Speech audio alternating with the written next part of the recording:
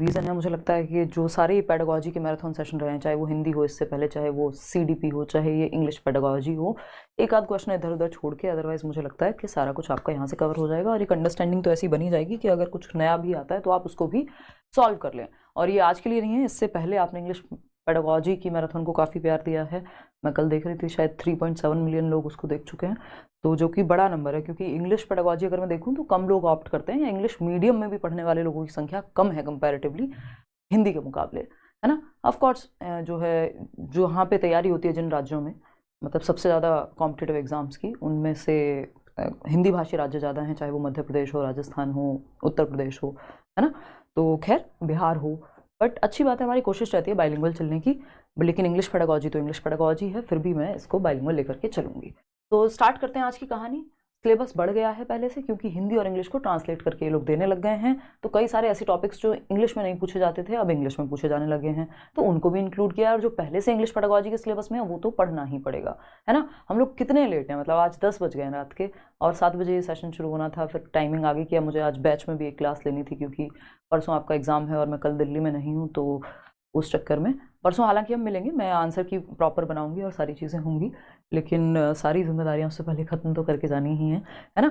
तो स्टार्ट करते हैं इंग्लिश पेडागोजी मैराथन, फटाफट से समझेंगे सारे कॉन्सेप्ट्स को, स्पीड में लेकर के चलेंगे, है ना।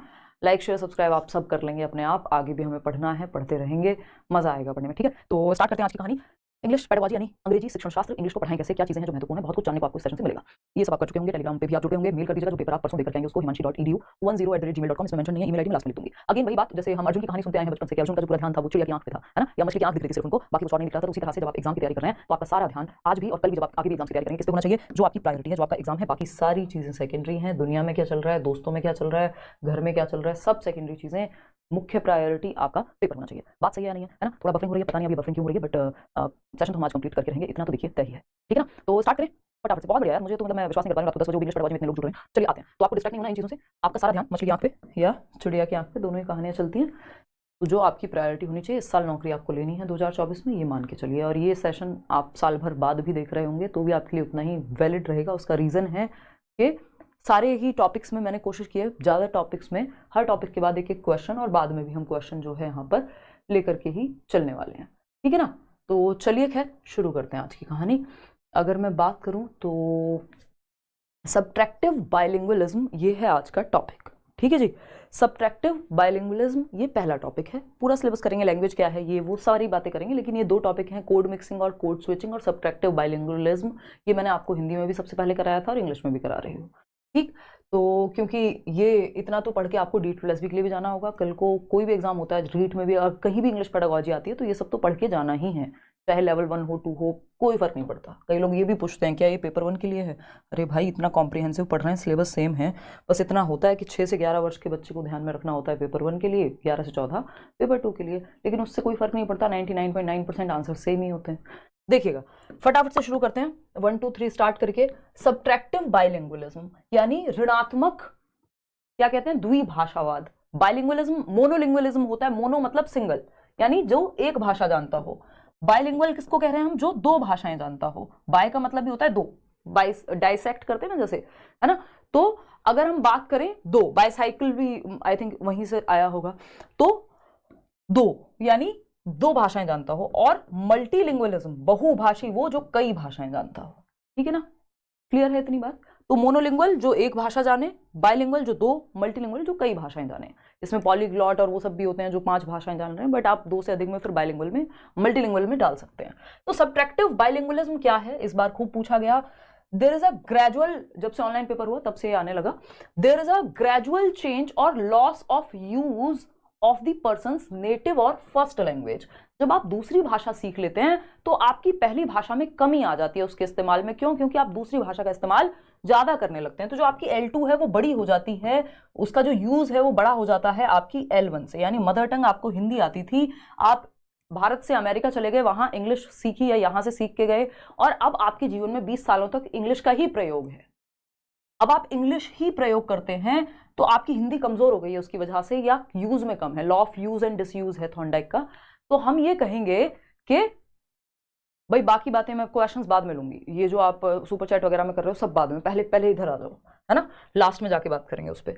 तो लैंग्वेज 1 छोटी हो जाती है या कम यूज में आ जाती है, और लैंग्वेज 2 जो है वो ऊपर चली जाती है क्योंकि उसका इस्तेमाल ज्यादा है। तो यानी बाइलिंगुअलिज्म, 2 भाषाएं तो आपको आती हैं लेकिन एक भाषा सब्ट्रैक्ट हो रही है, यानी उसका इस्तेमाल कम हो रहा है, उसकी वजह से आपको उसमें उसके यूजेज में समस्या आएगी। अगेन मैंने उस दिन भी एग्जांपल दिया था, एक बच्चा है जो, अभी मैं क्वेश्चन भी कराऊंगी, एक बच्चा है जो भोजपुरी बोलता था, फिर वो महाराष्ट्र चला गया तो अब वो वहां पे ही मराठी बोलना सीख गया और भोजपुरी यूज नहीं करता है। दैट मीन्स किसका एग्जाम्पल है? सब्ट्रैक्टिव बाइलिंगुअलिज्म का।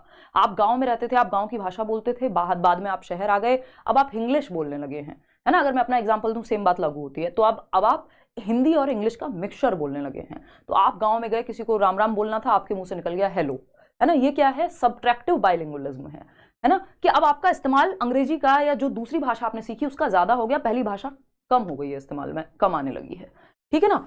तो ये एक बेसिक सी बात हुई। तो हम ये कहेंगे कि ग्रेजुअल चेंज, धीरे धीरे जो परिवर्तन या लॉस ऑफ यूज या बहुत कम यूज हो जाना, किसका?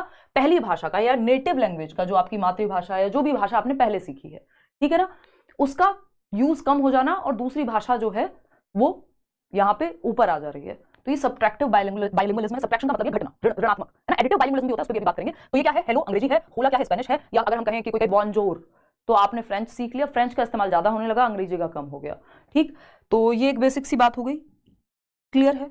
आगे आते हैं, एडिटिव बाइलिंगुअलिज्म क्या है? एक होता है साइमल्टेनियस बाइलिंगुअलिज्म, ठीक है। एडिटिव बाइलिंगुअलिज्म क्या है? एडिटिव जैसा कि नाम से सजेस्ट कर रहा है कि ऐड हो रही है भाषा, एक के बाद दूसरी भाषा ऐड हुई है। दैट मीन्स पहले एक भाषा सीखी, मातृभाषा, वो हिंदी हो सकती है, उसके बाद आपने दूसरी भाषा सीखी जो कि अंग्रेजी है, मान लीजिए। इसको अनुक्रमिक द्विभाषावाद भी कहेंगे हिंदी में। When a students first language continues to develop while learning a second language, यानी दूसरी भाषा भी आपने सीखी और आपकी जो दूसरी पहली भाषा आपने सीखी और वो पहली भाषा कंटिन्यूटी में चल रही है और आप दूसरी भाषा भी सीख रहे हैं। मतलब एक भाषा सीख लिया आपने और दूसरी भाषा आप उसके बाद सीख रहे हैं। तो ये सीक्वेंशियल हो गया एक तरह से, है ना। सीक्वेंस में सीखी आपने, पहले एक लैंग्वेज, पहले हिंदी सीखी, फिर बाद में अंग्रेजी की कोचिंग ली, अंग्रेजी सीख रहे हैं। ये एडिटिव बाइलिंगुअलिज्म है, दूसरी भाषा भी आपने सीखी। एक होता है साइमल्टेनियस बाइलिंगुअलिज्म, ये थोड़ा सा डिफरेंट है एडिटिव से। साइमल्टेनियस का मतलब है 2 भाषाएं एक साथ सीख रहे हैं, घर में हिंदी और इंग्लिश बराबर बोलते हैं माँ बाप, तो दोनों भाषाएं बच्चे को आ जाएंगी। या मराठी और इंग्लिश एक साथ बोलते हैं माँ बाप, तो मराठी और इंग्लिश दोनों उसके लिए मातृभाषा का काम करेंगी। साइमल्टेनियसली, समानांतर रूप से बच्चा सीख रहा है ना। घर में भोजपुरी और हिंदी दोनों बोलते हैं माँ बाप, तो दोनों आ जाएंगी, है ना। तो साइमल्टेनियस का मतलब है पैरेलली, यानी समानांतर रूप से दोनों ही भाषा जो है बच्चा साथ में सीख रहा हो, तो साइमल्टेनियस। एक के बाद दूसरी सीखे, एडिटिव, ठीक।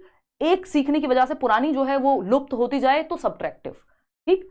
तो साइमल्टेनियस आप समझ रहे हैं, ये मान लीजिए मंडारिन, आई थिंक चाइनीज होगी या जापानीज है, जो भी है भाई, है ना। तो आप अंग्रेजी और ये दोनों साथ में सीख रहे हैं, तो साइमल्टेनियस, ठीक है। अंग्रेजी का इस्तेमाल ज्यादा हो गया, जो दूसरी भाषा है, जापानीज है या जो भी है, उसका इस्तेमाल कम हो गया, तो सब्ट्रैक्टिव बाइलिंगुअलिज्म। दोनों एक के बाद दूसरी सीखी है, तो एडिटिव बाइलिंगुअलिज्म, ठीक है। आगे बढ़ते हैं, नेक्स्ट क्वेश्चन करते हैं। इसके बाद इसको आप ऐसे भी समझ सकते हो, एक पिक्चर से फटाफट से देखेंगे। अगर हम देखें L1 + L2, L1 क्या है यहाँ पे? L1 मान लेते हैं आपकी हिंदी है ना, L1 मान लेते हैं हिंदी, अभी इसको क्वेश्चन भी करेंगे। और L2 है इंग्लिश, ठीक है जी। हमारे बहुत सारे लोगों के केस में ऐसा रहा होगा।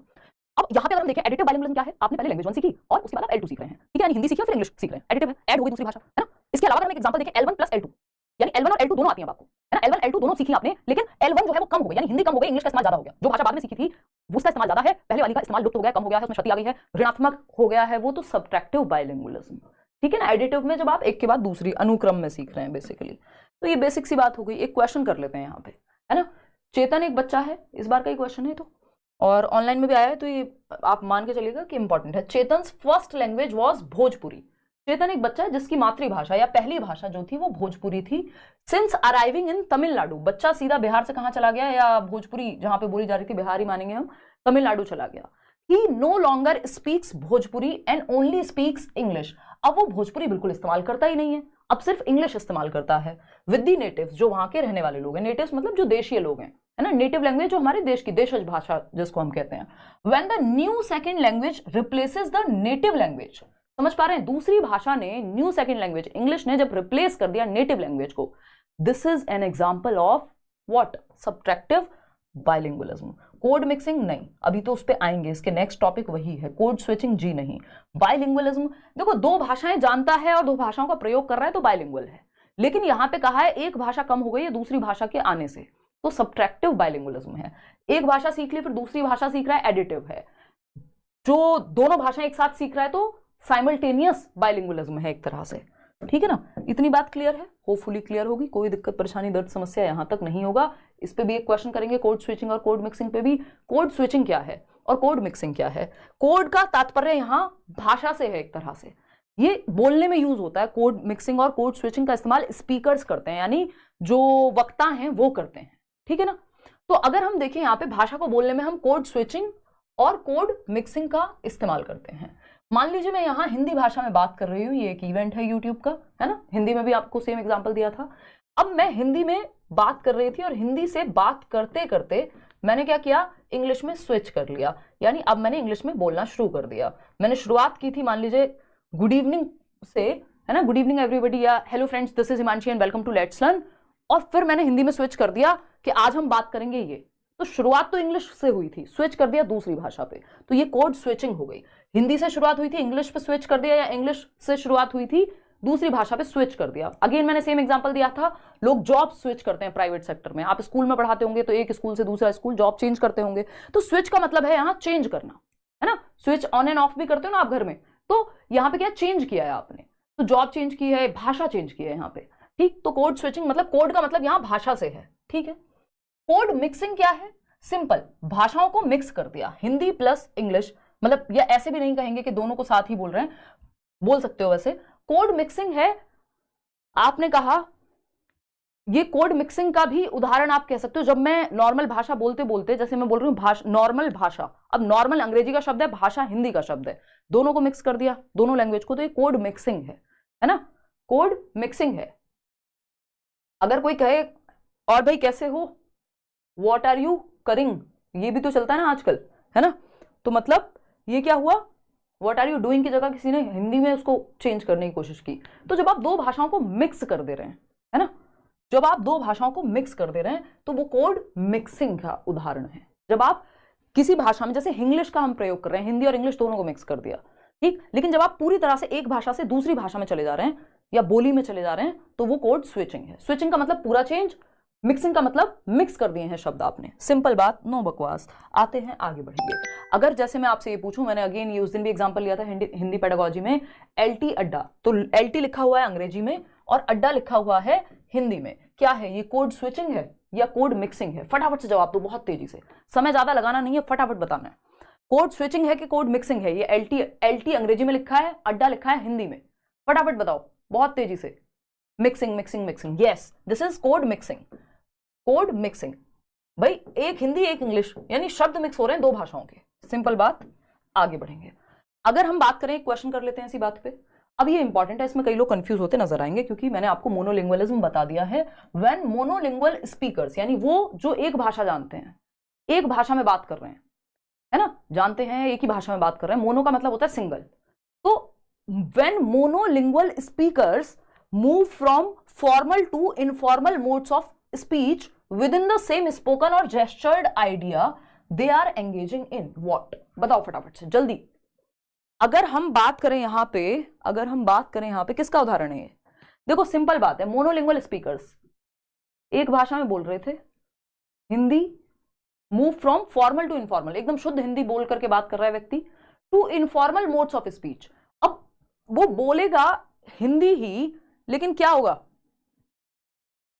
उसने बोली बोलना शुरू कर दिया। मान लीजिए हिंदी में कोई बोली पे वो आ गया, नॉर्मल स्टैंडर्ड हिंदी से, एक मानक हिंदी से किसी बोली पे आ गया। मान लीजिए वो कोई पूर्वी उत्तर प्रदेश की हिंदी यूज करने लग गया, हरियाणवी जो कि हिंदी के आसपास की ही है। तो बेसिकली फॉर्मल यानी औपचारिक, जो एकदम आप प्रॉपर मीटिंग्स वगैरह में यूज कर रहे हैं, है ना, उस फॉर्मल से आप आ गए इनफॉर्मल पे, जो आप घर पे जिस तरह से बोलते हैं, ठीक है ना। अब ये हिंदी ही सेम लैंग्वेज में हो सकता है ऐसा कि इनफॉर्मल यूज करना शुरू कर दिया आपने। ऐसा भी हो सकता था हिंदी से इंग्लिश पे चला जाता, बट क्योंकि हमें पता है मोनोलिंगुअल है, व्यक्ति को आती ही एक भाषा है ना। तो यहां पे आंसर क्या होगा, यहां पे आंसर होगा टू कोड स्विचिंग, क्योंकि ऐसा नहीं हुआ कि उसने फॉर्मल और इनफॉर्मल दोनों को मिक्स किया हो। अगर ऐसा होता तो कोड मिक्सिंग हो जाता। जब फॉर्मल से इनफॉर्मल चला गया, यानी एक भाषा से दूसरी भाषा में परिवर्तन हो गया, चेंज हो गया, स्विच कर लिया है अगले इंसान ने, तो कोड स्विचिंग कहलाएगा। ठीक है, सब पढ़ाएंगे भाई, थियरी भी पढ़ाएंगे, सब कुछ पढ़ाएंगे, डोंट वरी। अभी तो ये शुरुआत के 2 टॉपिक हैं जो बार बार पूछे जा रहे हैं, इसलिए शुरुआत में करा रही हूँ, है ना। तो व्हेन पूरा सिलेबस बढ़िया से कराएंगे, मतलब जो भी इंपॉर्टेंट है उसमें। व्हेन मोनोलिंगुअल स्पीकर्स, तो एक भाषा आती है लेकिन फॉर्मल टू इनफॉर्मल मोड गए हो आप, है ना।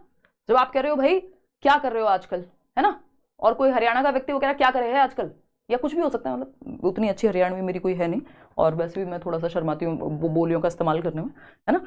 तो ये क्या हुआ, अब कई लोग कहेंगे आप और शर्माते हो, रहने दो इन बातों को। देखो एक बार भाई, टीचिंग की नीड है एक्सट्रोवर्ट होना, है ना। टीचर्स भी शायद हो सकते हैं, लेकिन ये जरूरी है कि हम बातचीत करें, ठीक। तो कोड स्विचिंग है, अगर यहाँ पे 2 भाषाओं को इनफॉर्मल और फॉर्मल मिक्स करके बोल रहा होता तो कोड मिक्सिंग हो जाती। हिंदी से इंग्लिश गया है तो कोड स्विचिंग, हिंदी और इंग्लिश दोनों यूज कर रहा है तो कोड मिक्सिंग। तो 2 भाषाओं को मिक्स करके यूज करे तो मिक्सिंग, अगर एक से दूसरे पे चला जाए तो स्विचिंग। डायलेक्ट होता है बोली, बोली की यहाँ सच कोई बात हुई नहीं है। सोशियो लिंग्विस्टिक्स अपने आप में एक अलग ब्रांच हो गई, जहां पे हम सामाजिक रूप से भाषा के इस्तेमाल की बात करते हैं। आते हैं एक और पॉइंट पे, छोटा सा पॉइंट है, ये छोटे से 3 पॉइंट है जो जरूरी थे, फिर हम प्रॉपर लैंग्वेज क्या है उसके प्रकार स्टेप दुनिया भर की बातें आज हम पढ़ने वाले हैं। अगर हम बात करें लैंग्वेजेस ऑल अराउंड अस, यानी भाषा हमारे चारों ओर है, हमारे वातावरण में बिखरी हुई है लैंग्वेज, जिस तरफ देखो भाषा है। अभी हम बात कर रहे हैं, गाने सुन रहे हैं, टीवी देख रहे हैं, कोई बॉटल पे भी कुछ पीछे अगर हम पढ़ रहे हैं, इस पेन पे भी नाम लिखा हुआ है अगर, है ना। तो ये सब क्या है, आप एक लिपस्टिक भी खरीद करके लाएंगे तो उस पे भी नाम लिखा होगा किसी ब्रांड का, है ना। यहाँ पे ये मग है, इस पे भी लेट्स लर्न लिखा हुआ है। तो ये क्या है, भाषा हमारे चारों ओर है। तो भाषा हमारे एनवायरमेंट में, हमारे वातावरण में, हमारे परिवेश में बिखरी हुई है, ये बात एकदम सही है, इसमें कोई दिक्कत नहीं है, और इसी से हम भाषा को अर्जित कर लेते हैं। तो अब भाषा को अगर हमें लैंग्वेज को अच्छे से सिखाना बच्चे को, तो हमें 2 चीजें करनी चाहिए। पहला है, एक तो उसको फैमिलियर एनवायरमेंट देना चाहिए, यानी परिचित परिवेश, जहां जो भी भाषा आप सिखाना चाह रहे हैं उसका परिचित परिवेश। तो हम कैसे कहते हैं, जब आप इंग्लिश सीख रहे हैं तो इंग्लिश बोलने वाले लोगों के बीच में रहो, इंग्लिश मूवीज देखो, इंग्लिश सॉन्ग्स सुनो, इंग्लिश न्यूज़पेपर पढ़ो, इंग्लिश में वीडियोस देखो, व्हाटएवर, यानी परिचित परिवेश में जिस भी भाषा को आप सिखाना चाह रहे हैं उसका परिवेश मिलना बहुत जरूरी है। क्योंकि लैंग्वेज वैक्यूम में या बंद कमरे में नहीं सीखी जाती, समाज में सीखी जाती है, सामाजिक अंतःक्रिया सोशल इंटरेक्शन से सीखी जाती है। एनवायरमेंट चाहिए उसके लिए। प्रिंट रिच एनवायरमेंट दूसरी महत्वपूर्ण चीज है कि क्लासरूम में, अगर आप क्लासरूम में सिखा रहे हैं तो एनवायरमेंट में चारों तरफ भाषा होनी चाहिए, यानी प्रिंट रिच एनवायरमेंट होना चाहिए। बाला, जिसको हम कहते हैं बिल्डिंग एज लर्निंग एड्स, यानी आपकी जो बिल्डिंग है वो learning aids, teaching learning material की तरह काम करे। एक तरफ ABCD लिखी हुई है दीवार पे, दूसरी तरफ कोई कविता लिखी हुई है, तो एनवायरमेंट पूरा प्रिंट रिच है। कहीं बच्चे क्या है, अंताक्षरी खेल रहे हैं इंग्लिश में या हिंदी में, जो भी भाषा वो सीखना चाहते हैं। तो एक तो फैमिलियर परिचित परिवेश होना चाहिए उस भाषा का, उसके बोलने वाले आसपास वो भाषा हो चारों तरफ। इमर्शन मेथड में भी यही होता है कि हम डुबा देते हैं बच्चे को आसपास पूरी, मतलब भर भर के वही लैंग्वेज है जिसको हम सिखाना चाह रहे हैं, इसलिए इमर्जन कहते हैं उसको, है ना। ये छोटी छोटी बातें जो मैं आपको साथ में बताते चलूंगी, है ना, पेपर में आ जाती हैं। और ये इमर्शन मेथड में भी यही होता है कि आप पूरा परिवेश ऐसा दे देते हो जिसमें बच्चा डूब जाए, उसको चारों तरफ वही भाषा नजर आए और कुछ नजर ही ना आए। आपको भेज दिया जाए कहीं पे 6 महीने के लिए जहां इंग्लिश बोली जाती है, आप अपने आप इंग्लिश बोलना सीख जाएंगे, है ना। तो स्टार्ट करते हैं, खैर मतलब कंटिन्यू करते हैं। तो भाषा हमारे परिवेश में बिखरी होती है, इस पे एक क्वेश्चन आया था जिसमें से आपको समझना, देखो अगर रेडियो सुन रहे हैं आप तो भी ये परिवेश का हिस्सा है, यानी भाषा हमारे परिवेश में बिखरी है। टेलीविजन पे भी भाषा है, जब आप नाटक देख रहे हैं कोई, यानी अनुपमा देख रहे हैं, कोई और सीरियल देख रहे हैं, रामायण देख रहे हैं, है ना, महाभारत देख रहे हैं, न्यूज़पेपर पढ़ रहे हैं, उसमें कोई एडवर्टीजमेंट देख रहे हैं, वधु और वर की तलाश है, शादी.com खोल रहे हैं, कुछ भी कर रहे हैं, फोन में कुछ भी चला रहे हैं, मैसेज टाइप कर रहे हैं, क्या है, चारों तरफ भाषा ही तो है। कोई होर्डिंग देख रहे हैं अपने शहर में आसपास जाते हुए, है ना, मैराथन का कि कंप्लीट CDP कर लें, है ना, एक ही क्लास में, या कोई ऐड देख रहे हैं किसी तेल का, साबुन का, स्कूटी का, स्कूटर का, व्हाटएवर, मोबाइल फोन का, है ना, विराट कोहली या कोई एक्ट्रेस जो है वो लेकर के फोन खड़े हुए हैं, तो वहां पे भी जब आप होर्डिंग पढ़ रहे हैं, दुकानों के ऊपर लिखी हुई चीजें पढ़ रहे हैं, वो सब क्या है, लैंग्वेज रिच एनवायरमेंट हो गया, मतलब आसपास आपके लैंग्वेज है। ठीक है जी, चलिए खैर एक क्वेश्चन अब कर लें। देखिए ये ऐसी चीजें हैं जो हमारे भाषा हमारे चारों तरफ से हमें घेरे हुए है, लेकिन कौन सा एक एग्जाम्पल इस चीज का नहीं होगा। चारों तरफ का मतलब डे टू डे लाइफ में हमारे आसपास लैंग्वेज है अलग अलग फॉर्म्स में।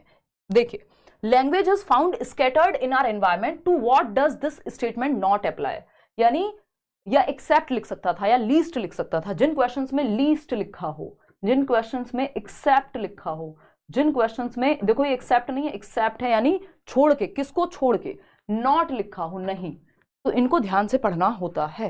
तो भाषा हमारे चारों ओर है, लेकिन इसका उदाहरण कौन सा नहीं है, तो आप लोग 4th दे रहे हैं, सही है भाई। न्यूज़पेपर हाँ चारों ओर है, एडवर्टीजमेंट चारों ओर है, साइन बोर्ड चारों ओर है, लैंग्वेज लेबोरेटरी कहाँ चारों ओर है, ये तो मैं इसको लिटरली समझाने की कोशिश कर रही हूँ।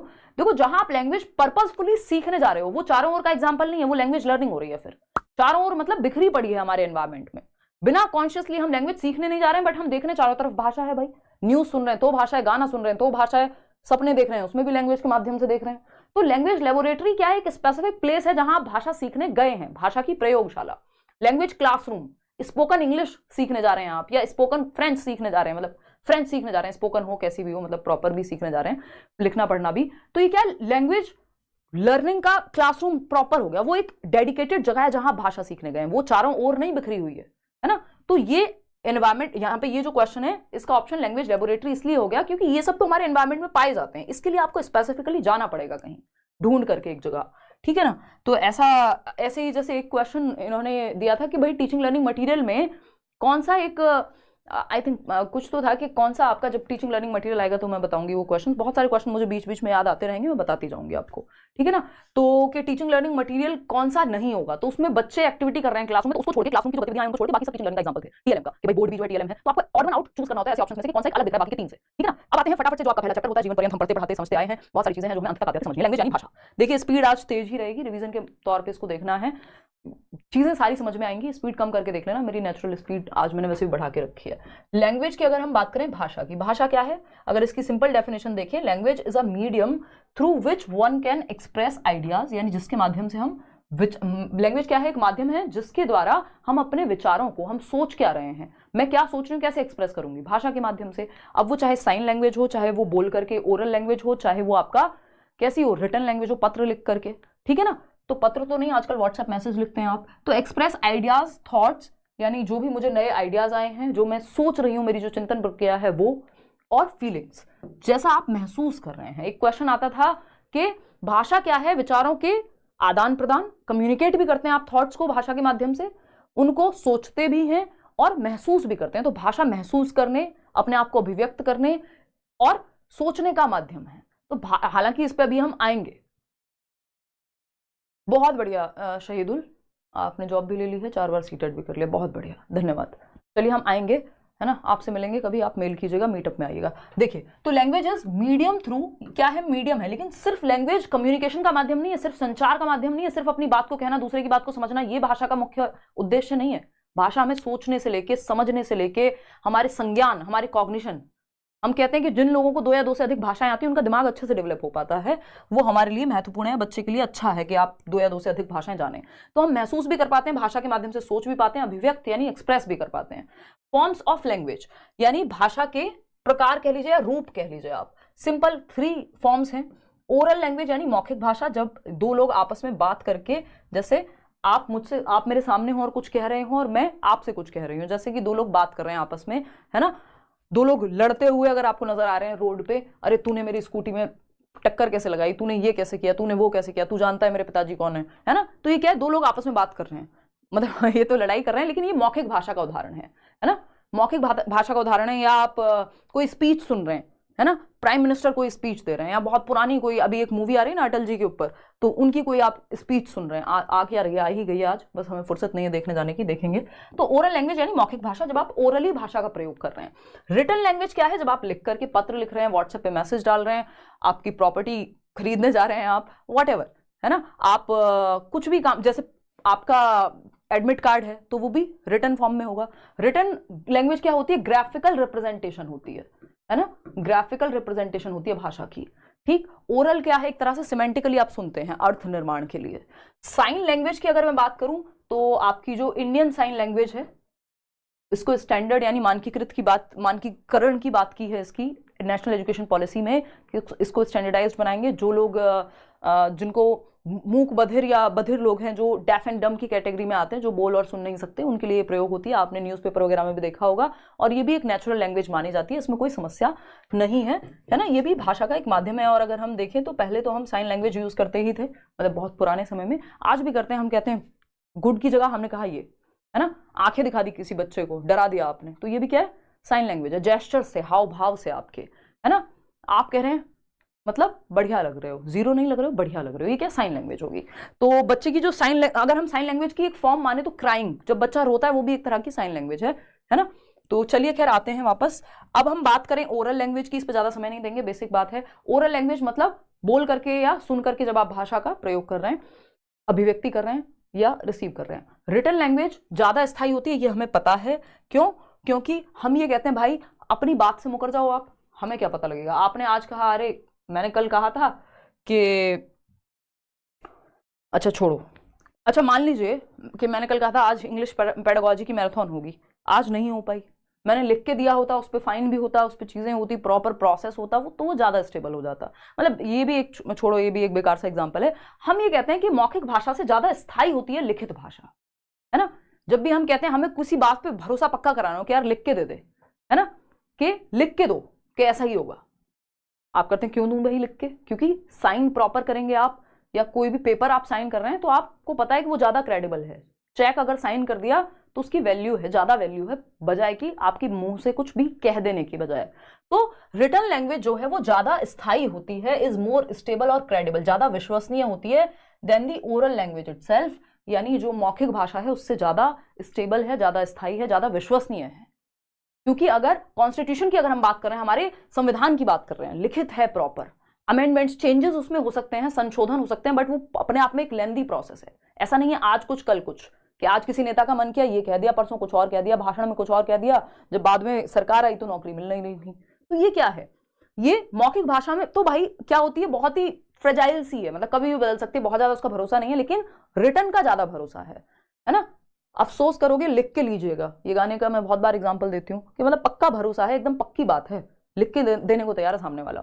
ठीक, तो रिटन लैंग्वेज, आप किसी का पत्र, है ना, पुराने जमाने में पत्र लिखते थे लोग, तो अगर आपके घर में किसी के पत्र हो, पुराने लोगों ने, कोई मान लीजिए आर्मी में था, फौज में था, वहां से अपने घर वालों को पत्र लिखता था, तो वो पत्र आप आज तक संभाल के रख सकते हैं, है ना।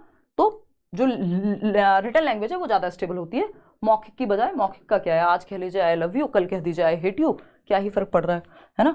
लेकिन व्हाट्सएप पे अगर मैसेज लिख के भेज दिए हैं किसी को, तो 4 साल बाद चाहे आप रिश्ता खत्म कर दीजिए, वो तो एज इट इज परमानेंट है लिखा हुआ, ठीक है ना। तो any language can be written in any script by changing थोड़ा बहुत, मतलब थोड़े बहुत फेरबदल के साथ, यानी बाय डूइंग माइनर चेंजेस। क्या कर सकते हैं, we can write any language in any script. तो any language can be written in any script, किसी भी लिपि में। स्क्रिप्ट क्या है, भाषा को लिखने की एक, क्या कहें, तरकीब कह लीजिए आप, है ना, मेथड है एक, लैंग्वेज लिखी जिसमें जा रही है, उस मेथड को स्क्रिप्ट कह रहे हैं, लिपि कह रहे हैं हम। जैसे हम अंग्रेजी को लैटिन या रोमन स्क्रिप्ट में लिखते हैं, है ना। वैसे तो लैटिन है स्क्रिप्ट, बट रोमन वाले लोग यूज करते थे, तो हाउ डज इट मैटर। खैर, तो A B C D F G ये सब क्या है, आपने अंग्रेजी में पढ़ा, आप देवनागरी जब हम लिख रहे हैं क ख ग घ, है ना, तो ये क्या है आपका देवनागरी लिपि होगी, ठीक है। ऐसे संस्कृत देवनागरी में लिखी जाती है, पंजाबी गुरमुखी में लिखी जाती है, तो कई सारी भाषाएं, जैसे संस्कृत हुई, हिंदी हुई, वो देवनागरी में लिखी जाती है, और भी भाषाएं जो देवनागरी लिपि में लिखी जाती हैं। लेकिन ऐसी रोमन स्क्रिप्ट में कई सारी भाषाएं हैं जो इंग्लिश के अलावा भी कई और भाषाएं, शायद फ्रेंच की भी सेम ही स्क्रिप्ट है। तो जब हम देख रहे हैं कि एक लिपि के अंदर कई भाषाएं लिखी जा रही हैं, तो किसी भी भाषा को किसी भी लिपि में लिख सकते हैं बाय चेंजिंग अ बिट, हल्का सा थोड़ा बहुत चेंज करेंगे और किसी भी भाषा को किसी भी लिपि में लिख देंगे। जब हमने कहा कैसे हो, कैसे हो, तो अब इस कैसे हो को आप थोड़ा सा फेरबदल करके अंग्रेजी में भी लिख सकते हो, तो लिपि बदल गई, ये आपकी रोमन लिपि हो गई, ये देवनागरी में लिखा था, लेकिन मैसेज तो सेम ही है ना, कैसे हो, है ना, सिंपल बात। तो किसी भी भाषा को किसी भी लिपि में लिखा जा सकता है। अब हम बात भाषा की कर ही रहे हैं, तो हम डायलेक्ट यानी बोली की भी बात कर लेते हैं। बोली क्या है, एक रीजनल फॉर्म है लैंग्वेज की, एक लैंग्वेज का छोटा रूप कह लीजिए, या क्षेत्रीय रूप है अगर मैं कहूं भाषा का, कि जो भाषा है वो ज्यादा मानकीकृत होती है, ज्यादा बड़े स्तर पे ज्यादा प्रूवन है, ज्यादा चीजें हैं। बोली छोटा रूप है ना, कि किसी, हम अवधि आई थिंक बोली है ना, हाँ, तो हम ये कहेंगे कि कई सारी सबसेट्स हो सकते हैं लैंग्वेज के, छोटे रूप, जिसको हम बोली कह रहे हैं, ठीक है ना। चलिए, धन्यवाद विमलेश। तो ये एक बेसिक सी बात हो गई, चलिए आगे बढ़ते हैं। अब तो किसी भी भाषा को किसी भी स्क्रिप्ट में लिख सकते हैं। अब अगर हम बात करें, 1 नंबर का क्वेश्चन आता ही है, फोनीम और मॉर्फीम और सिंटैक्स, ठीक है ना। फोनोलॉजी पहले ये समझ लेते हैं, फिर मॉर्फीम और फोनीम में आपको बता दूंगी। फोनोलॉजी, फोनोलॉजी देखो, फोन साउंड, स्पीकर, फोन से साउंड का संबंध है। फोन उठा के क्या किया जाता था, पहले तो सिर्फ यही होता था, आजकल तो आप फोटो खींच लो, 50 चीजें कर लो, बट नेचुरली क्या होता था, फोनोलॉजी का मतलब साउंड से, जहां फोन वर्ड आ जाए साउंड समझ लो, है ना। ये जो स्पीकर बना हुआ है, स्पीच फॉर्म ऑफ लैंग्वेज यानी भाषा का मौखिक रूप, जिसमें हम भाषा को बोलने से या सुनने से संबंधित बात कर रहे हैं। फोनोलॉजी क्या है, एक तरह से ध्वनि विज्ञान हो गया, जिसमें आप पूरा एनालिसिस कर रहे हैं कौन सी ध्वनि कैसे बनती है, क्या होता है। इस फोनोलॉजी से ही जुड़ी हुई एक चीज है जिसपे बहुत बार क्वेश्चन आया है, फोनीम या स्वनिम कह देते हैं हम हिंदी में। फोनीम, फोनीम क्या है? अगेन जब फोन लिखा है तो साउंड से ही संबंधित होगी, और साउंड का एस्पेक्ट कहां होता है? उच्चारण में यूज करते हैं हम साउंड का, प्रोनाउंसिएशन, है ना। कई लोग प्रोनाउंसिएशन बोलते हैं, बट इट्स प्रोनाउंसिएशन, उच्चारण। हाउ डज इट मैटर, है ना। जब आप पढ़ाएंगे, एक लैंग्वेज टीचर बनेंगे, तो आप अपनी भाषा पे काम कर लीजिएगा अगर इतना खराब उच्चारण है तो, क्योंकि टीचर्स से बच्चे भी सीखते हैं, है ना। कई तो इंग्लिश के टीचर ऐसे खतरनाक मिल जाते हैं, वो इंग्लिश को ही इंग्लिश बोलते हैं। अब वो क्षेत्रीय प्रभाव है, इस बात में कोई दिक्कत नहीं है ना। अगर आपको ये क्वेश्चन भी आता है कई बार कि एक बच्चा है जो सड़क को सड़क बोलता है, तो क्या दिक्कत है इसमें? कोई दिक्कत नहीं है, वो उसकी मातृभाषा का प्रभाव है, उसकी क्षेत्रीय भाषा, उसकी रीजनल लैंग्वेज, उसकी मदर टंग का प्रभाव है। लेकिन when you are a teacher of English, तो आपकी जिम्मेदारी है कि आप इंग्लिश को इंग्लिश बोल पाए, है ना।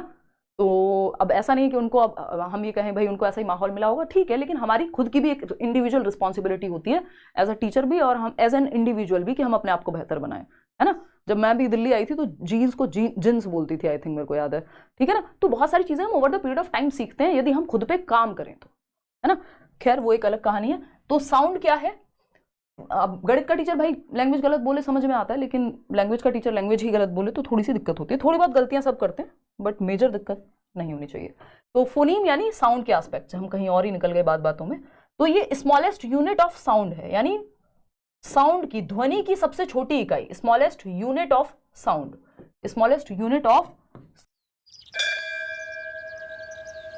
हे भगवान, हर कोचिंग बोलती है कि सिलेक्शन पक्का, बस समझ नहीं आता कि भरोसा किस पे करें।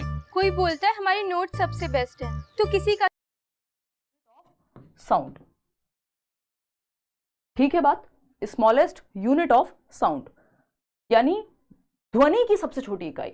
जब हम च बोल रहे हैं CH, ख बोल रहे हैं KH, तो भाषा में कौन से कॉम्बिनेशन से मिलकर कैसी साउंड आएगी, इसका अपने आप में कोई मतलब होना वो जरूरी नहीं है, लेकिन साउंड की मतलब इसको फोनोलॉजिकल अवेयरनेस भी हम जोड़ सकते हैं इससे ही, कि भाषा ध्वन्यात्मक जागरूकता, कौन सी भाषा के कौन से वर्णों के मिलने से कैसी आवाज निकलती है, आप उसको लेके अवेयर हैं। तो फोनीम क्या है? स्मॉलेस्ट यूनिट ऑफ साउंड, ठीक। इसके बाद आता है मॉर्फीम।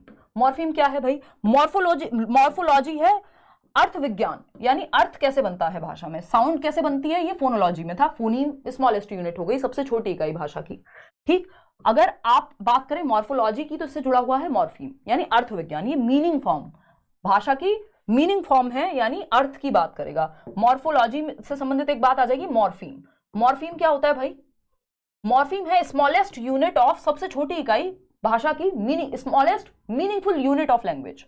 मीनिंगफुल यानी जिसका कोई अर्थ है, अर्थ की सबसे छोटी इकाई, मीनिंगफुल यूनिट, स्मॉलेस्ट, सबसे छोटी इकाई अर्थ की। इससे ज्यादा आपने तोड़ दिया शब्द को तो अर्थ नहीं बचेगा। जैसे वाटर को अगर आपने तोड़ दिया, वाटर को अगर आपने और ब्रेक किया तो कुछ नहीं बचेगा। वो और टर, ना तो वो का कोई मतलब है ना टर का कोई मतलब है, ठीक है ना। तो ये मीनिंग, जिसका कोई मीनिंग हो उसकी सबसे छोटी इकाई। फोनीम क्या थी? साउंड की सबसे छोटी इकाई, कि साउंड ही नहीं बचेगी अगर इसको और फर्दर ब्रेक कर दिया, तो इसलिए इसको ब्रेक नहीं कर सकते भाई। CH या C को भी ब्रेक कर दोगे तो साउंड ही नहीं बचेगी ना, ठीक है ना। तो वो सबसे छोटी इकाई है भाषा की। तो साउंड्स कैसे बनती हैं वो फोनीम में आ जाएगा। अगर हम बात करें सिंटैक्स की, सिंटैक्स क्या है भाई? सिंटैक्स क्या है? सिंटैक्स स्ट्रक्चर से संबंधित है ना। सिंटैक्स स्ट्रक्चर से संबंधित है, कहां सब्जेक्ट आएगा, कहां वर्ब आएगी, कहां ऑब्जेक्ट आएगा, यानी ग्रामेटिकल एस्पेक्ट में भाषा सही है कि नहीं, वर्ड का ऑर्डर सही है कि नहीं, है ना। ऐसा तो नहीं है हमने लिख दिया गोज राम स्कूल, जबकि आना क्या था? राम गोज टू स्कूल, ठीक। तो हमें पता है, एक क्वेश्चन आता है मैडम ड्राइव्स बाइसिकल। इसमें दो चीजें मैं बता दूंगी आपको फटाफट से, इंपॉर्टेंट है, 1 नंबर का क्वेश्चन आता है इसलिए समय लगा रहे हैं। मैडम ड्राइव्स अ बाइसिकल, ठीक है, यानी मैडम एक बाइसिकल चलाती हैं, ड्राइव करती हैं। अब इसमें कैसी मिस्टेक है? पहला ऑप्शन है सिमेंटिकल, सिमेंटिकल मिस्टेक है, सिमेंटिकल। दूसरा ऑप्शन है सिंटैक्टिकल, या सिंटैक्स वाली मिस्टेक है, सिंटैक्टिकल, ठीक है। अगर हम देखें, हमने एक चीज अभी तक नहीं पढ़ी है जिसके बारे में हम बात करेंगे, कि हमने सिंटैक्स की बात की कि सब्जेक्ट सब्जेक्ट की जगह है, वर्ब वर्ब की जगह है, ऑब्जेक्ट ऑब्जेक्ट की जगह है, ग्रामेटिकली सेंटेंस सही है, इसको सिंटैक्स कहते हैं। ग्रामेटिकली सही होने के बावजूद मीनिंगफुल सही नहीं हो, मीनिंग उसका सही, सेंस सही ना बने, तो वो सिमेंटिक कहलाता है। सिमेंटिक्स लैंग्वेज में क्या करते हैं? प्रॉपर सेंस की स्टडी करते हैं, मीनिंग ठीक बन रहा है कि नहीं, है ना, प्रॉपर सेंस बनाने की बात करते हैं। जैसे हम कह देते हैं कि भाई फलाने के दादाजी एक्सपायर हो गए, बहुत कॉमन लाइन है, भारतवर्ष में यूज करते हैं हम लोग, बचपन में हमने भी की होगी कभी ना कभी। अब सिमेंटिकली अगर हम देखें तो ये बात गलत है, क्योंकि दादाजी एक्सपायर कैसे हो सकते हैं? दादाजी कोई दवाई थोड़ी थे कि उनपे एक्सपायरी डेट लिख के आई थी, ब्रेड का पैकेट थे कि उनपे एक्सपायरी डेट लिख के आई थी। इंसान के साथ एक्सपायरी डेट थोड़ी आती है, पता नहीं कब तक है, जिए तो 100 साल, नहीं तो 10 साल भी नहीं, मतलब 10 साल थोड़ा कम हो गया अगर कोई बीमारी हो जाए, मतलब यू नेवर नो। तो वहां पे एक्सपायरी डेट नहीं है, तो वो सेंस गलत बन गया उसका, है ना। एक्सपायर्ड नहीं हो सकते दादा, कोई दवाई नहीं थे, पास रवे होंगे, डेथ हो सकती है उनकी, है ना। तो ये एक बेसिक सी बात हो गई। डिमाइज हो गया उनका, बहुत सारे शब्द हो सकते हैं। तो सिमेंटिकली गलत हो गया वो शब्द अगर हम ऐसा कर रहे हैं। ये कैसे गलत है? देखो यहाँ पे सब्जेक्ट तो सही है, मैडम की जगह मैडम है, वर्ब की जगह ड्राइव्स तो है ही, और आपका ऑब्जेक्ट की जगह ऑब्जेक्ट है। लेकिन प्रॉब्लम कहाँ है? तो ये सिंटैक्टिकली तो सही है, सिंटैक्टिकल मतलब सिंटैक्स वाइज तो ये सही है, स्ट्रक्चर इसका सही है, ग्रामेटिकली इसमें कोई तकलीफ नहीं है। गलती कहाँ है? सिमेंटिकल, सिमेंटिक मिस्टेक है इसमें कि जिस चीज के ऊपर बैठ के हम चलाते हैं, चाहे वो हाथी हो, घोड़ा हो, ऊंट हो, साइकिल हो, वो क्या है? राइड की जाती है। हॉर्स हो, मतलब हॉर्स हो जिसको हम कह रहे हैं, ये कतई अमेरिकन अंग्रेजी पे चली गई मैं, हॉर्स। देखो एक बार, तो ये क्या है? ये राइड की बात होगी, ऊपर बैठ के चला रहे हैं, ठीक। तो यहाँ पे ये सिमेंटिक मिस्टेक थी, सिंटैक्टिकली ठीक था। तो ये बेसिक सी बातें हैं जिनको आप ध्यान रखेंगे। तो ये बात हो गई खत्म हमारी। आगे आए एक क्वेश्चन कर लें इसी बात पे। अगर हम देखें, ये क्वेश्चन है आपके पास, फटाफट से करिएगा और जवाब दीजिएगा। मुझे उम्मीद नहीं थी आप लोग आज इतनी लेट क्लास में इतनी संख्या में आ जाएंगे, बहुत बढ़िया। मुझे लग रहा है इंग्लिश पेडागोजी में इतने नंबर्स जो है, मेरा बॉयफ्रेंड एंगेजमेंट में लेके जाएगा, रो रहा है कल से। अच्छा, तो मतलब क्या दिक्कत है जाने में? तैयारी हो गई तो चले जाओ, कल वैसे भी कितना ही पढ़ाई कर लोगे, नहीं हुई है तो पढ़ो जाकर, रोने तो कोई बात नहीं, ऐसे कलेशी इंसान के साथ क्यों रहना है। देखो एक बार, उसको पता नहीं पेपर है। चलो आओ इधर आ जाओ। मतलब कमाल के लोग हैं, मतलब कितनी सीरियस पढ़ाई चल रही है यहाँ। मैं घंटों घंटों से पीपीटी तैयार करके लाई हूँ, इतना पूरा सिलेबस है, इनको पढ़िए अपने दुख की, है। ये बाकी 23,000 लोग पागल हैं। फिर कटा। साधारण ब्लेड जिलेट गार्ड में है। अरे सर जी कट जाएगा। जिलेट गार्ड में है स्पेशल फ्लेक्सी हेड, अब कटने छिलने का डर नहीं। जिलेट गार्ड, शेव कर बेफिक्र।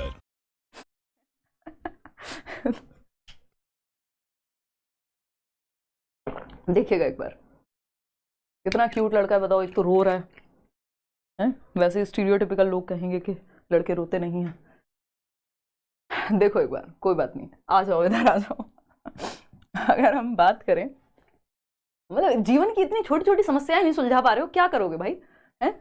Dash is the smallest meaningful unit of sound in a language. क्या लिखा है? ऑफ साउंड, यानी फोनीम से संबंधित होगा। Sound, meaningful unit of sound. Meaningful unit of word होता, meaningful unit in a language होता, अगर साउंड ना लिखा होता तो यहाँ पे 200% आंसर मॉर्फीम हो जाता। लेकिन साउंड लिख दिया तो मॉर्फीम नहीं, फोनीम ही आएगा। मीनिंगफुल का मतलब इनके सेंस में है कि अगर इसको और तोड़ दिया तो साउंड ही नहीं बचेगा। अगर चौ को और तोड़ दूं तो फिर इसमें साउंड बचेगा ही नहीं ना, यानी जिसको फर्दर ब्रेक नहीं किया जा सकता, जिसको और तोड़ा नहीं जा सकता, ठीक है ना। मॉर्फीम है वर्ड की या अर्थ की सबसे छोटी इकाई, मतलब जिसमें अर्थ की बात हो रही हो, मीनिंग हो जिसका, कोई साउंड के सेंस में नहीं, वर्ड के सेंस में। सिमेंटिक सेंस की बात करेगा कि वर्ड तो सही है लेकिन वो जहां यूज होना चाहिए वहां कर रहे हैं कि नहीं कर रहे हैं, है ना। सिंटेक्स आपके स्ट्रक्चर की या ग्रामर की बात करेगा। इतनी बात क्लियर है? होपफुली क्लियर हो गई होगी। चलिए आगे बढ़ते हैं फटाफट से। भारत में बहुत सारी लैंग्वेज फैमिलीज चलती हैं, जिनमें से अगर हम बात करें, हमें सारी लैंग्वेज फैमिलीज नहीं पढ़नी है। हमको क्या पढ़ना है, फटाफट से देखते हैं। श्रुतलेख पढ़ाया था, कहाँ समस्या है? सब कुछ क्यों पढ़ाना है भाई? ये क्रैश कोर्स के जैसा है, जो बहुत महत्वपूर्ण है वो सारी चीजें लाई जाएंगी। एक दो चीजें तो कॉमन सेंस से भी सॉल्व कराओगे कि नहीं है? करा देंगे वीना। चलो इधर आ जाओ।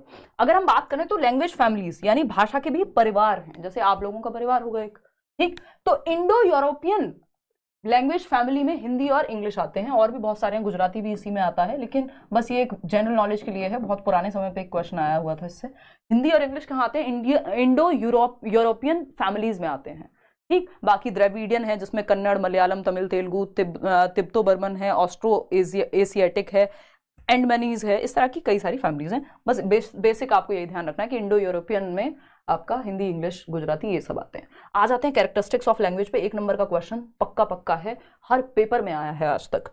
अगर हम बात करें भाषा की विशेषताएं या फीचर्स ऑफ लैंग्वेज, यानी भाषा के विशेषताएं या फीचर्स, देखते हैं फटाफट से। सिंबॉलिक एंड डायनामिक, भाई सिलेबस फटाफट रिवाइज कर लें, करेंगे बीच बीच में बात, टेंशन ना लो। ये लास्ट क्लास है वैसे सीटेट की, सीधा हम परसों मिलेंगे, पेपर सॉल्व करेंगे, की बनाएंगे। सिंबॉलिक एंड डायनामिक, भाषा क्या होती है? सिंबल्स का एक प्रॉपर, सिंबल्स की एक बॉडी है, यानी सिंबॉलिक है, सिस्टमैटिक है, सिंबल्स का सिस्टम है। भाई ये सब क्या है? सिंबल्स ही तो है, एक तरह से ABCD, कहीं ना कहीं सिंबल्स ही तो हैं। हालांकि हम इनको कह रहे हैं भाई ये अल्फाबेट है, A to Z या लेटर्स हैं, ठीक। तो सिंबॉलिक है, डायनामिक है, समय के साथ परिवर्तित होती रहती है, स्टैटिक नहीं है, फिक्स्ड नहीं है। लैंग्वेज फिक्स्ड नहीं है। हर साल हम देख रहे हैं भाई ऑक्सफोर्ड डिक्शनरी में इतने शब्द घट गए, इतने शब्द जुड़ गए, तो फिक्स्ड नहीं है, स्टैटिक नहीं है लैंग्वेज के, हमेशा एक जैसी स्थिर नहीं है भाषा, ये सेम रहेगी। आज से 20 साल पहले जो भाषा बोली जाती थी, आज उसमें बहुत हद तक परिवर्तन आ चुका है ना। आप पुरानी रामायण देखिए और जो धीरे धीरे नए रूप आए हैं रामायण के, उनको देखिए, आपको समझ में आ जाएगा समय के साथ भाषा में कितना बदलाव हुआ है। कई बार तो अभद्रता तक आ जाती है ना। तो अगर हम बात करें, वो कौन सी मूवी आई थी, आदिपुरुष, तो वो थोड़ा सा ज्यादा ही आउट ऑफ द बॉक्स जाने के चक्कर में गड़बड़ हो गई वहां।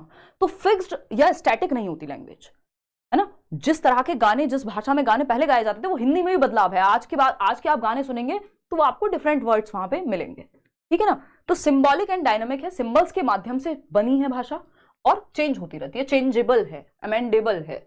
स्ट्रक्चर्ड एंड रूल गवर्न्ड, यानी एक प्रॉपर स्ट्रक्चर है, संरचना है भाषा की, सेकेंड फॉर्म आएगी, फर्स्ट फॉर्म आएगी, कहाँ कैसे, सब्जेक्ट वर्ब, पूरा अरेंजमेंट है। और रूल्स हैं, यानी रूल गवर्न्ड होती है जो आपकी लैंग्वेज होती है, जिसको हम कह देते हैं सिस्टम्स ऑफ सिस्टम्स। यानी भाषा क्या है? प्रणालियों की प्रणाली है, सिस्टम ऑफ सिस्टम्स है ना। ये रूल गवर्न्ड बॉडी है, यानी प्रॉपर रूल्स के तहत बंधी हुई है, नियम होते हैं भाषा में, कुछ नियमबद्ध प्रणाली है अगर मैं कहूं, या प्रणालियों की प्रणाली है। ये नए तरीके से पूछा जाने लगा है पेपर में। स्ट्रक्चर्ड होती है, एक संरचना में पाई जाती है, ठीक है। मीन्स ऑफ कम्युनिकेशन, संचार का, संप्रेषण का माध्यम है, अपनी बात को कहने का, दूसरे की बात को सुनने का, ये क्या, संप्रेषण का माध्यम हो गया, जो कि एक बेसिक सा फीचर है भाषा का। A carrier of civilization and culture, यानी सभ्यता एवं संस्कृति की वाहक है। हमारी संस्कृति की, हमारे यहाँ कैसे कपड़े पहने जाते थे, कौन सी पेंटिंग किस रंग से मिलके बनती है, मधुबनी पेंटिंग कैसे बनती है, ये सब क्या है? हम अपने कल्चर को भाषा के माध्यम से तो आज हम पढ़ पा रहे हैं। चाहे हम अपने ग्रंथों की बात करें, चाहे हम अपने लिटरेचर की, साहित्य की बात करें, तो हमारी संस्कृति और हमारी सभ्यता भाषा के माध्यम से ही आगे बढ़ती है। मैं और आप यहाँ बात नहीं कर पाते, समझ नहीं बेहतर कर पाते अपनी, अगर भाषा ना होती तो, ठीक है ना। मीडियम ऑफ इंस्ट्रक्शन, भाषा क्या है? आपकी जिस शिक्षा या जिसको हम कहते हैं अनुदेशन का एक मीडियम है, यानी सीखने और सिखाने का एक माध्यम है। लैंग्वेज इज आर्बिट्रेरी, इसमें बहुत कंफ्यूजन रहता है लोगों को। भाषा स्वच्छंद है, इंडिपेंडेंट है, आर्बिट्रेरी है ना। आर्बिट्रेरी कैसे है? मतलब जैसी लिखी जाती है और जैसी दिखती है, यानी लिखी जाती है या जैसी, मान लीजिए इस पेन को अगर 10 बोला करते तो ये 10 हो जाता। भाई पेन को पेन क्यों बोलते हैं? कोई इसमें आपस में रिलेशन तो है नहीं। या फिर एलिफेंट शब्द देख के आपको आइडिया लग जाएगा एलिफेंट इतना ही बड़ा होता होगा, नहीं, जोड़ दिया। एलिफेंट को पेलीपेंट बोलते अगर, तो पेलीपेंट हो जाता भाई। तो मतलब कोई ऐसा खास संबंध नहीं है, कोई इनेट रिलेशनशिप नहीं है लैंग्वेज के मतलब बोले जाने में या लिखे जाने में। इंडिपेंडेंट है ये, जैसी लिखी जाती है और जैसी बोली जाती है उन दोनों के बीच में कोई खास रिलेशन नहीं है। हमने इसको बॉटल कहना शुरू कर दिया, अगर हम इसको थ्रॉटल कहते तो थ्रॉटल हो जाती। तो ये इंडिपेंडेंट है, मीनिंग और राइटिंग से कोई खास ताल्लुक है नहीं। इनेट, अपने आप में कोई आंतरिक जुड़ाव नहीं होता। जैसे ये बॉटल में कुछ अपने आप बॉटल थोड़ी लेके आई है एक शब्द के, मेरे को यही बोलो, तो इंडिपेंडेंट है ये, जैसी लिखी जाती है और जो इसका मीनिंग होता है उससे। बेसिक सी बात हो गई। एक क्वेश्चन कर लो इसी बात पे फटाफट से। Which of the following is not a characteristic of a language, भाषा की विशेषता नहीं है। लैंग्वेज इज सिंबॉलिक, बिल्कुल सिंबल्स से ही बनी है, ये सब सिंबल्स ही तो हैं जो आप देख रहे हैं, ABCD सब कुछ। लैंग्वेज इज स्टैटिक, यानी स्थिर है या फिक्स्ड है। देखिए शब्द बदल सकते हैं, बात वही रहेगी, क्योंकि लिमिटेड ही सिलेबस है, कहाँ से बनाएंगे, है ना। लैंग्वेज इज सोशल, सामाजिक, हाँ सामाजिक, भाई सामाजिकरण का एक बहुत बड़ा, सोशलाइजेशन का एक बहुत बड़ा टूल है। जब हम कह रहे हैं हमारे कल्चर सिविलाइजेशन को आगे बढ़ा रही है, समाज को आगे बढ़ा रही है, बिल्कुल ठीक है। सिस्टमैटिक है, ऑफ कोर्स सिस्टमैटिक है ना, बिना सिस्टम के कैसे, प्रॉपर एक सिस्टम है। तो language is static is wrong, क्योंकि लैंग्वेज क्या है, डायनामिक है, परिवर्तनशील है। चलिए आगे बढ़ते हैं, लैंग्वेज एक्विजिशन और लर्निंग, जिसपे पहले क्वेश्चंस मुश्किल आया करते थे। मैं कुछ क्वेश्चन वैसे भी कराऊंगी, अब आसान आने लगे हैं, लेकिन फिर भी हमें पढ़ के तो जाना है। अगर ट्रांसलेटेड नहीं दिया तो पेपर इंग्लिश वाला अपने आप ही मुश्किल हो जाएगा। Ma'am I have a question, जल्दी पूछ लीजिए। आपको लग रहा है आप 24,000 लोगों में क्वेश्चन पूछ पाओगे? चलो फिर भी कोशिश तो कर ही लो, एंड में दूंगी मैं आपका जवाब, थोड़े लोग कम हो जाएंगे तब तक, है ना। डर लग रहा है, डर लगना स्वाभाविक है, इसीलिए परीक्षा कहा जाता है पेपर को, क्योंकि थोड़ा बहुत डर नहीं लगेगा इसका मतलब आप बिल्कुल सीरियस नहीं है किसी चीज़ को लेके, ठीक है ना। थोड़ा बहुत लगना स्वाभाविक है, आपने तैयारी की है, आप एक रोबोट हैं, पेपर में सॉल्व करके आएंगे। लैंग्वेज एक्विजिशन या भाषा अर्जन या भाषा अधिग्रहण जिसको हम कहते हैं, जो हम एनवायरमेंट से पिक कर लेते हैं, यानी हमने अर्जित किया है, इकट्ठा किया है। इसके लिए हम कहीं स्कूल नहीं गए, इसके लिए हमने कोई किताब नहीं उठाई, इसके लिए हमने कोई ग्रामर नहीं पढ़ा, कोई बुक नहीं पढ़ी, है ना, कोई रूल नहीं पढ़ा, हमने स्पेसिफिक क्लासरूम में सीखने नहीं गए, कहाँ, होम एनवायरनमेंट से या आसपास से हमने सीख ली। यानी हमारी नेटिव लैंग्वेज, नेटिव मतलब मातृभाषा या देशज भाषा, जो हमने आसपास से सबसे पहले पिक की है, हमारी पहली भाषा, मदर टंग हमारी, ये सारी हम कह सकते हैं कि लैंग्वेज हम एक्वायर करते हैं, जो हमारी पहली भाषा होती है। बच्चे का जन्म हुआ, उससे बातचीत शुरू कर दी, घर वालों ने उसको समझ में आ रहा है नहीं आ रहा है ना, अरे बच्चा दूध पिएगा, बच्चे को पता ही नहीं दूध क्या होता है, बट धीरे धीरे उसको समझ में आने लगता है। तो आप 3 साल तक होते होते आप बच्चा जो है अपनी बात को कहना, दूसरे की बात को सुनना समझना सीख जाता है, बिना किसी स्कूल जाए। स्कूल जाने से पहले इतनी क्षमता उसमें होती है कि वो अपनी बात को कह पाए, दूसरे की बात को सुन पाए, समझ पाए, ठीक। तो जब खाना खाते हुए, खेलते हुए, त्योहार मनाते हुए, हर जगह तो भाषा है, तो बच्चा एनवायरमेंट से भाषा को ग्रहण कर लेता है। हमारे अंदर ये इनेट एबिलिटी है, जैसा नॉम चॉम्स्की कहते हैं कि हम भाषा को एनवायरमेंट से एक्वायर कर लेते हैं, विरासत में मिल जाती है हमें। अब विरासत में जैसे हम कहते हैं प्रॉपर्टीज मिल जाती हैं लोगों को, इनहेरिट कर लेते हैं वो, ऐसे ही हम लैंग्वेज इनहेरिट कर देते हैं। लेकिन इनहेरिट करने की क्षमता हमारे पास है, ऐसा नहीं है कि बच्चा पैदा हुआ और इनहेरिटेड है लैंग्वेज। प्रॉपर्टी इनहेरिटेड हो सकती है भैया, लैंग्वेज की क्षमता इनहेरिटेड है। एबिलिटी टू स्पीक या ability to acquire a language is innate, but language is not innate. समझ पा रहे हो, यानी भाषा मिली मिलाई नहीं है, क्षमता है सीखने की। लैंग्वेज एक्विजिशन के बारे में 3 महत्वपूर्ण पॉइंट्स, ये मैंने हिंदी में नहीं बताया था, इंग्लिश में जरूरी है, क्योंकि ये भाषा के साथ खेल जाते हैं और फिर गलत हो जाता है क्वेश्चन। फर्स्ट पॉइंट देखिएगा, when language is learned naturally and without any systematic practice it is called acquisition. यानी जब भाषा को हम नेचुरली यानी प्राकृतिक रूप से सीखते हैं। देखिए इंग्लिश में शब्द लर्निंग भी यूज होगा कई बार, और आप सोचेंगे लर्निंग तो अलग होता है, एक्विजिशन अलग होता है, जबकि ऐसा नहीं होगा। किस सेंस में पूछा है, अगर नेचुरली लिखा है तो मतलब एक्विजिशन की ही बात हो रही है, क्योंकि और बताओगे कैसे, when language is learned naturally. भाई भाषा को सीखा है कैसे, प्राकृतिक रूप से। यहाँ पे अधिग्रहण थोड़ी लिख सकते हैं, हिंदी में तो लिख देंगे अर्जित, अंग्रेजी में तो लर्न ही लिखना पड़ेगा। तो अगर नेचुरली लर्न लिखा है या सीधा एक्वायर्ड लिखा है तो समझ एक्विजिशन की बात हो रही है। And without any systematic practice, कोई सिस्टमैटिक प्रैक्टिस नहीं, कोई ग्रामर नहीं, कोई बुक नहीं, कोई टीचर नहीं, कोई क्लासरूम नहीं, बस आपने एक्वायर कर लिया नेचुरली, स्वाभाविक प्रक्रिया है। इट तो लर्न नेचुरली, ये लर्न वर्ड से ये नहीं सोच लेना लर्निंग लिखा है भाई तो इसमें तो लर्निंग हो जाएगा, नहीं। फिर आता है second point, it refers to the process of learning a native और सेकंड लैंग्वेज।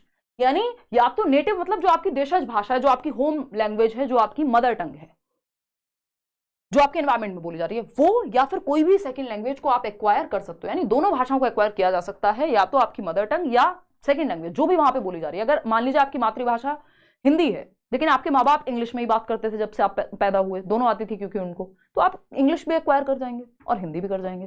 तो कोई भी लैंग्वेज हो जो हमारे एनवायरमेंट में बोली जा रही है, because of the innate capacity of human brain, मानवीय मस्तिष्क में ये क्षमता है कि हम अपने एनवायरमेंट में बोली जाने वाली भाषा को उठा लें, तो चाहे ये नेटिव लैंग्वेज हो या सेकंड लैंग्वेज हो, ये भी लिखा आ सकता है। It also means N unconscious process या सबकॉन्शियस प्रोसेस, मतलब हमारा बहुत ज्यादा ध्यान नहीं होता, हम कॉन्शियसली नहीं सीख रहे होते, फिर भी अपने आप भाषा बोलना आ जाता है हमें, है ना। When language is used in real conversation, तो हम क्योंकि रियल कन्वर्सेशन में, वास्तविक जीवन में बातचीत में सुन रहे हैं अपने घर वालों को, आसपास कार्टून देख रहे हैं, तो बचपन से हम बोलना सीख जाते हैं। स्कूल जाते जाते बच्चा अपनी बात को कहना शुरू कर देता है अपनी मातृभाषा में। लैंग्वेज लर्निंग क्या है भाई? लर्निंग तो प्रॉपर तामझाम एफर्ट और प्रैक्टिस के साथ आती है। यहाँ पे आपको किताब भी पढ़नी पड़ेगी, यहाँ पे आपको ग्रामर रूल्स भी जानने होंगे, यहाँ पे टीचर भी होगा, क्लासरूम भी होगी, वोकैबुलरी भी होगी, 36 तामझाम होंगे, ठीक है जी। यानी पूरे टेंट्रम्स हैं, ABCDEFGH, क्या है ये? पूरा वोकैब आप प्रॉपर सीख रहे हैं, है ना। भाषा की शब्दावली आप सीख रहे हैं, प्रॉपर एफर्ट करते हैं जब आप पहले दिन स्कूल जाते हैं। तो लर्निंग है क्या, जो जनरली प्रॉपर फॉर्मल एनवायरनमेंट में होती है, जिसके लिए रूल्स वगैरह आप देखते हैं। तो अगर लर्निंग की मैं बात करूं, when a language is learned in a systematic वे, उससे पहले क्या लिखा था, when in a natural way. तो नेचुरल वे में without systematic practice acquisition, in a systematic way and consciously, तो लर्निंग हो जाएगा। It is known as learning. तो सिस्टमैटिक वे, ABCD, पहले अल्फाबेट सीखेंगे, फिर वर्ड्स को फॉर्म करना सीखेंगे, उनका मीनिंग सीखेंगे, रूल्स सीखेंगे। Learning a language is all inclusive process. बहुत इंपॉर्टेंट है ये। क्या है, भाषा को सीखना एक समावेशित प्रक्रिया है जिसमें हम लैंग्वेज स्किल्स को, लिसनिंग, स्पीकिंग, रीडिंग, राइटिंग, क्या सीखते हैं हम, इंटीग्रेटेड फॉर्म में सीखते हैं, एकीकृत रूप में सीखते हैं। यानी इसमें भाषा के सभी पहलू मिक्स हो जाते हैं। जब आप पढ़ रहे हैं, सुन रहे हैं, सीख रहे हैं, बोल रहे हैं, सब कुछ एक साथ हो रहा होता है। ठीक। Learning is a conscious process. वो थी अनकॉन्शियस या सबकॉन्शियस, दोनों में से जो मिल जाए। ये प्रॉपर सचेतन प्रक्रिया है। आपका ध्यान चाहिए, यहाँ पे चेतना चाहिए आपकी, है ना। And it is more effective, ये आपकी फ्रेंड, मेरी सिस्टर चेतना की बात नहीं हो रही है, इट इज कॉन्शियसनेस, है ना, ध्यान आपका, अवेयरनेस आपकी वहां पे। And it is more effective when, कोई बात नहीं, पीछे था, मैनेज कर लो। It is more effective when it is done in a meaningful situation. तो लैंग्वेज लर्निंग कब बेहतर होगी, जब फैमिलियर एनवायरनमेंट, कैसा एनवायरनमेंट, परिचित परिवेश, शुरुआत में बात की थी, उस भाषा के लिए हमें ऐसा एनवायरनमेंट मिले जहां वो भाषा यूज तो हो रही हो। क्योंकि फैमिलियर एनवायरनमेंट की वजह से हम लैंग्वेज एक्वायर कर पाते हैं। मैं और आप हिंदी इसलिए सीख गए क्योंकि घर में बोली जाती थी, फैमिलियर एनवायरनमेंट था। तो लर्निंग के लिए भी हमें फैमिलियर एनवायरनमेंट देना पड़ेगा, और मीनिंगफुल सिचुएशन, यानी रट्टाफिकेशन नहीं, रोड लर्निंग नहीं करानी है। मीनिंगफुल सिचुएशन क्या है, अर्थपूर्ण परिस्थितियां कैसी हो सकती हैं। आपने बच्चे को कहा, हम करते ना स्कूल में, इंग्लिश मीडियम स्कूल्स में होता है कि भाई क्लास में आओगे तो आने से पहले पूछना है, मे आई कम इन मैम। तो अब ये क्या है, मीनिंगफुल सिचुएशन में यूज कर रहे हो आप लैंग्वेज को। जब सिचुएशन में यूज करते हो, या बच्चे को कुछ खरीदने गया वो, और आपने कहा कि रिक्शे वाले से इंग्लिश में, मतलब अगर मान लीजिए मुंबई में है या कहीं ऐसी जगह पे जहां उसको इंग्लिश समझ में आती है, तो आप उससे वैसे बात करेंगे। या रेस्टोरेंट में ऑर्डर देना है तो आप अंग्रेजी में कह रहे हैं, तो वो मीनिंगफुल सिचुएशन हो गई। तो कॉन्शियस है, सिस्टमैटिक है, meaningful situation, familiar environment, all inclusive. ये लर्निंग के बारे में है। अब एक क्वेश्चन करने का कष्ट कर लीजिए, अभी हम लर्निंग पे ही पढ़े हुए हैं, थोड़ी स्पीड हमको बढ़ानी पड़ेगी। देखिएगा, खैर यही चैप्टर थोड़ा सा लंबा होता है, इसके बाद आपके जो वो मनोवैज्ञानिक हैं, और फिर तो सब चीज़ें छोटी छोटी सी हैं। क्लास कब तक चलेगी, छुट्टी कब करोगे, SST के नोट्स पढ़ने हैं मुझे। आकृति क्लास तो अभी चलेगी, अभी तो 1 घंटा हुआ है, क्लास 2 घंटे और चलेगी कम से कम, है ना। चाय पानी अपना लेके बैठो, कोई दिक्कत वाली बात नहीं है। मुझे सुबह फ्लाइट है, अर्ली मॉर्निंग, और मुझे नहीं पता, कल एक शादी भी अटेंड करनी है, मुझे नहीं पता मैं क्या पहनने वाली हूँ, कब निकलूंगी, सारी चीज़ें सेकेंडरी हैं। अभी पहले ये क्लास होगी, तो ऐसे ही आप भी जो काम करना है इसके बाद कर लेना, क्लास ले लो। हौसलों से जंग लड़ी जाती है ना, शरीर से नहीं। हीमोग्लोबिन 9 होगा अगर अभी भी टेस्ट कराऊंगी तो बहुत ज़्यादा टेंशन नहीं लेनी है। हाई रे पेपर में मेरी तबीयत खराब होगी, कोई कह रहा था, आज बैच में भी मैंने क्लास ली थी ना, तो लास्ट क्लास थी, तो ठीक है तबीयत खराब हो गई, बट अपना करेज बढ़ा के रखो। 1 दिन की तो बात है ना, 1 दिन कम सो लोगे, ये हो जाएगा, वो क्या होगा उससे, कुछ नहीं। सब यहाँ दिमाग से चलती है ना चीज़ें। चलो आ जाओ, बहुत बातें हमने कर ली। देखो 10 बजे के बाद दिक्कत तो हो ही जाती है लोगों को। आते हैं फटाफट से समझते हैं। अगर हम बात करते हैं, the process of second language acquisition is influenced by language that the learner already knows. The influences, यानी सेकेंड लैंग्वेज जब आप एक्वायर कर रहे हैं, किसके द्वारा इन्फ्लुएंस होगा, बताओ एक बार।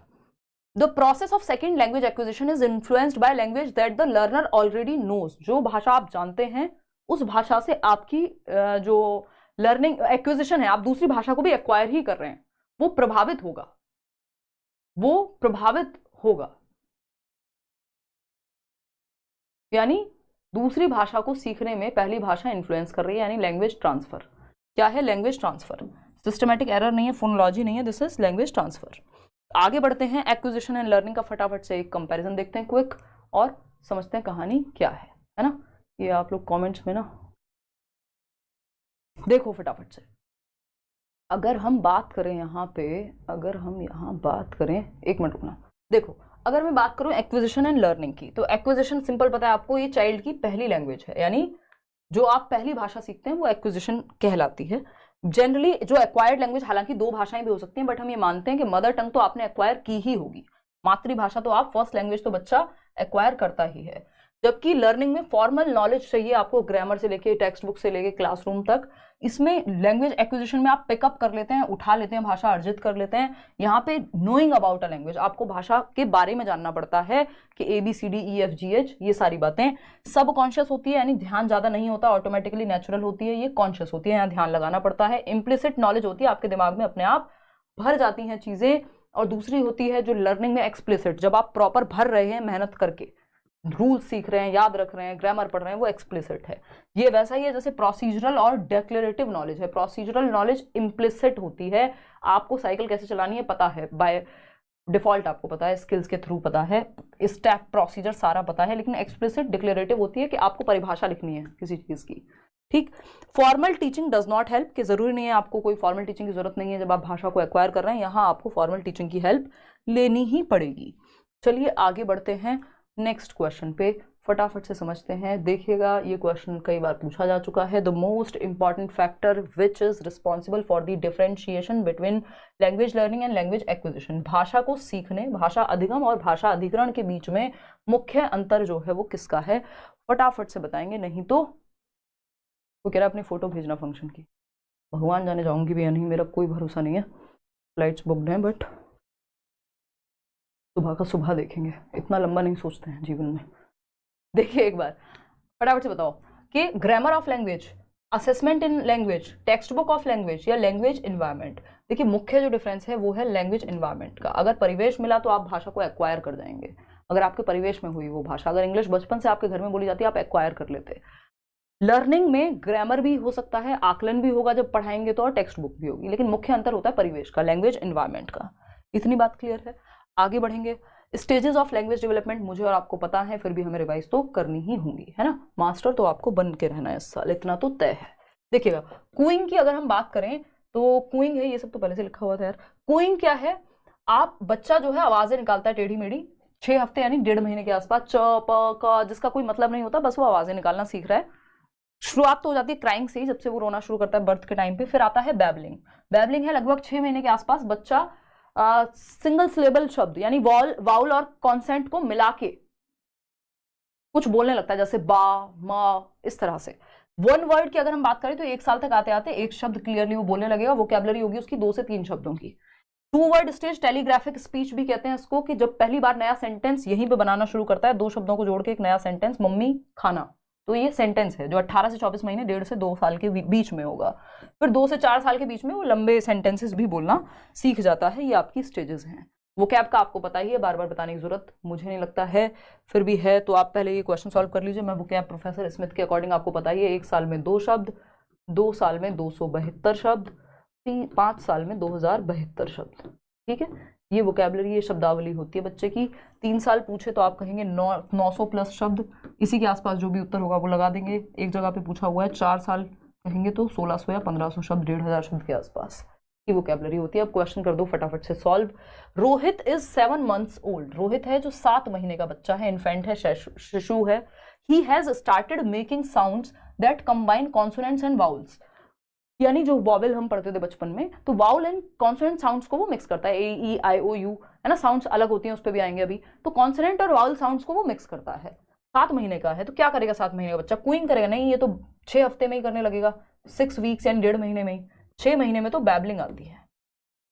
फोनीम तो यहीं पे आ गए थे ना अगर देखा जाए तो बैबलिंग आती है 6 महीने में। तो आते हैं बलबलाना कहते हैं जिसको हम हिंदी में। अब as per Indian constitution English की क्या जगह है, क्या स्थान है वो देख लेते हैं। भारतीय संविधान के अनुसार अंग्रेजी क्या है, एसोसिएट ऑफिशियल लैंग्वेज है, यानी जो ऑफिशियल लैंग्वेज है हिंदी उसकी सहकारी भाषा है ना। उसके साथ में इसको यूज किया जा सकता है, बहुत जगह पे हम इसको यूज करते हैं, है ना।